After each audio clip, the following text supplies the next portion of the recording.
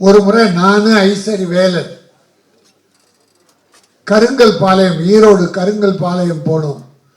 ராத்திரி 11 மணி. அங்கே கவுண்டமணி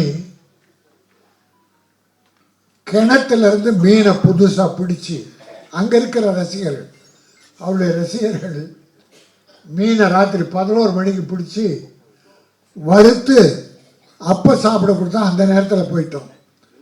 அந்த விருந்தில் நாங்களும் பங்கு கொண்டோம். நான் சில நாட்கள் தான் அவரை சந்தித்திருக்கிறேன், ஆனால் அத்தனையும் பொன்னான நாட்கள்.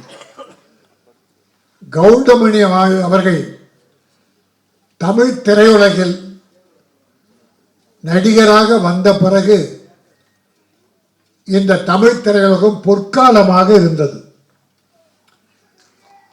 ப்ரொடியூசர்ஸுக்கெல்லாம் ஒரு பொற்காலம். அதே சமயம் பாக்யராஜ் அவர்கள், டைரக்டர் வாசு அவர்களாம் ஒரு பீரியட், ஒரு காலத்தை தன்னகத்தை அடக்கி வைத்திருந்தார்கள். திரையுலகம் அவர்கள் கையிலே இருந்தது. தயாரிப்பாளர்கள் மகிழ்ச்சியாக இருந்தார்கள். என் அருமை தம்பி சிநேகன் சொன்னதை போல படத்தை பேரை பார்த்து போஸ்டர்ல கவுண்டமணியை பார்த்தா அந்த படம் பார்க்காம மக்கள் இருக்க மாட்டார்கள். கவுண்டமணிக்காக ஓடிய படங்கள் ஏராளம். அவரை நம்பி எந்த ப்ரொடியூசரும் கெட்டு போனதில்லை.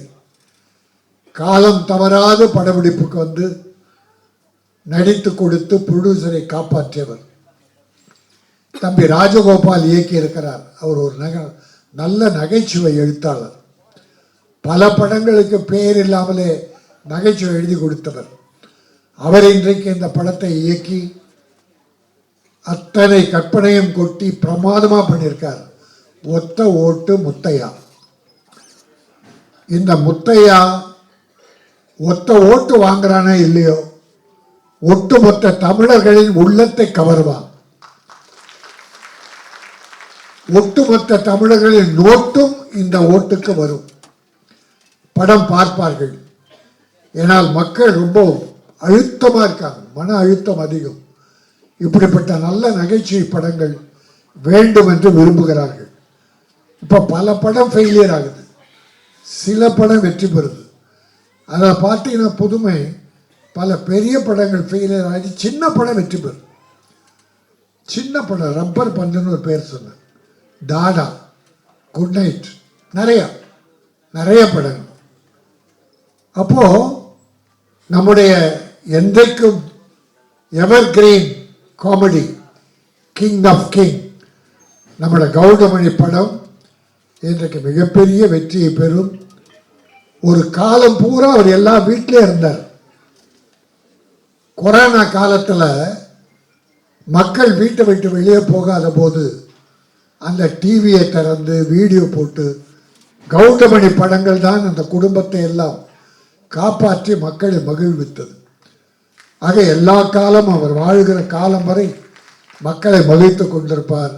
அவர் காலத்திற்கு பிறகும் இந்த சினிமா உலகிலே அவர் செய்த சாதனைகள் நிலைத்திருக்கும்.